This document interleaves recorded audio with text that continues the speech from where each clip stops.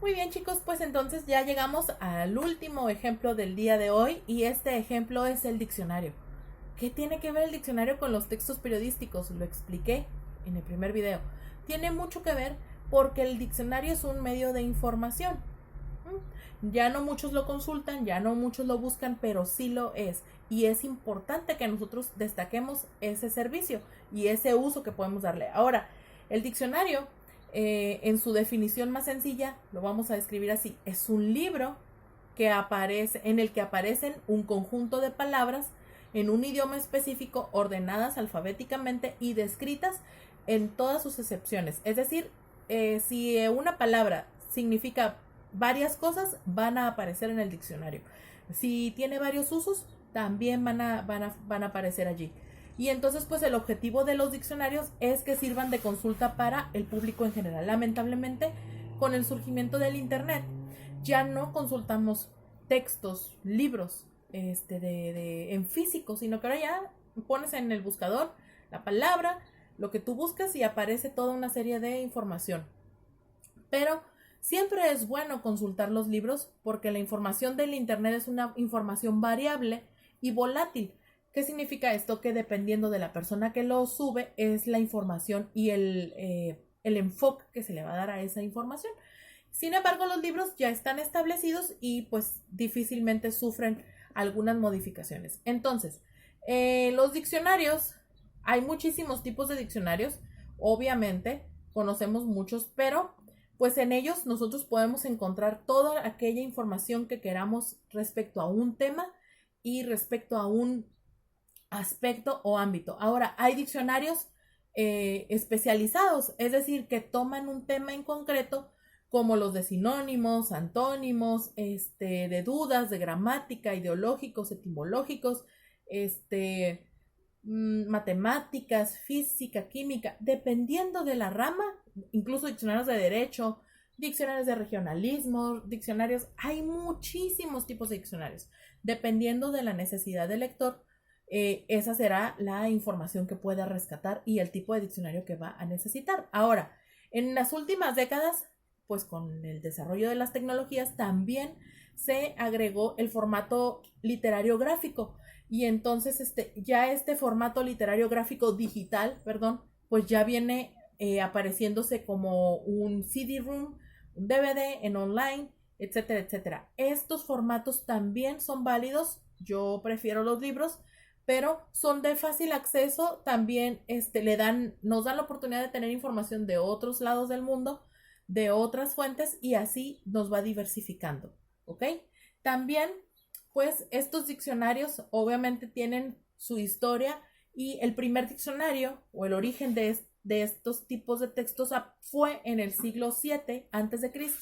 en la cultura mesopotámica, y se considera que el primer diccionario era una especie de tablillas de escritura cuneiforme que aparecieron en Nínive y que parece que pertenecían a un rey asirio llamado, voy a tratar de pronunciarlo bien, Asurbanipal, ¿ok? Asurbanipal. Y entonces, acuérdense que la escritura cuneiforme era la que se hacía con una cuña y se tallaba en tablas de barro, de madera y de diferentes materiales, y así era como se formaban las letras. Ese parecer fue el primer diccionario. Ahora vamos a ver cuáles son las partes de un diccionario, ¿no? Y entonces tenemos la introducción, que esta introducción, como en todos los textos, es donde vamos a conocer la información del marco metodológico acerca de cómo se realizó ese diccionario y la forma en la que el usuario debe de utilizarlo. ¿Por qué es importante que pongan atención y lean esta introducción? Porque hay diccionarios que traen la información descrita de una forma diferente y cuando tú lo ves, no sabes ni qué estás leyendo. Entonces, por eso es que es importante siempre leer las introducciones de los libros. La segundo componente de los diccionarios es el lema, es decir, ellos hacen referencia a las unidades léxicas buscadas por el usuario. Aparecen al comienzo del artículo o definición. A los lemas se les conoce también como entradas, es decir, buscas la palabra, ese es el lema, ¿ok? Esa sería la palabra a buscar, ese es el lema. Después tenemos la etimología. La etimología en la mayoría de los diccionarios aparece después de la entrada o el lema, que fue lo que vimos anteriormente, y esta información etimológica es el origen de la palabra, cómo ha evolucionado a lo largo de la historia y cuáles son a lo mejor sus prefijos, sufijos, etcétera, etcétera. Si proviene del latín, del griego, de otras lenguas, ahí nos va a decir. En algunos diccionarios también aparece entre paréntesis o en líneas, entre líneas, la fonética de la palabra, es decir, cómo se pronuncia, sobre todo en los que son en otro idioma, como en el inglés y español, ahí vienen cómo se pronuncia. Otra característica son las acepción o acepciones, ya lo comenté hace un ratito, que son las diferentes formas en las que podemos utilizar esa palabra. Y entonces ahí nos dice si lo vamos a usar como un verbo, como un sustantivo, si se usa como una ofensa, si es masculino, femenino, etcétera, etcétera. Ahí nos va a hablar de eso. También tenemos las formas complejas, que estas son palabras, términos que nos va a ayudar a en algunos idiomas, perdón, cuando se une con otra palabra, genera una expresión, ¿ok? Y se vuelve una nueva palabra. Y entonces estas palabras se llaman formas complejas. Por ejemplo, la palabra de repente son dos, de y repente, ¿ok? Y cuando las unimos de repente significa que va a suceder sin esperarlo. A eso se refieren formas complejas.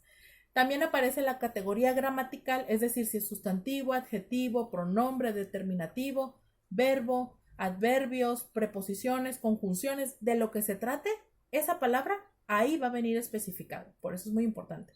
Y viene también las abreviaturas. Las abreviaturas, pues, es la forma reducida en la que se escriben las palabras, y en los diccionarios nos ofrecen esas opciones también para poder encontrarlo con mayor facilidad. También nos va a incluir un ejemplo de lo que se esté hablando, del uso, de los usos que tenga. Cada uno de esos usos va a tener un ejemplo. También incluye sinónimos y antónimos, es decir, cómo se dice en otras palabras, qué otras palabras podemos utilizar, etcétera, etcétera. Y finalmente viene la bibliografía de referencia, es decir, si existe algún otro documento donde se nos pueda hablar con mayor profundidad al respecto, ¿ok? Y los diccionarios generalmente especializados son los que manejan estas referencias, pues para darle más apoyo al lector. Muy bien, chicos, pues entonces así estaríamos terminando con los temas de esta clase, que es muy interesante. Textos informativos periodísticos de suma utilidad para nosotros. Tenemos ejercicios, por favor, elabórenlos y los veo la próxima clase. Estoy para dudas, ya saben, ahí muy atenta durante las horas clase. Trabajen en ese tiempo, por favor, para evitar acumulaciones. Cuídense mucho. Bye.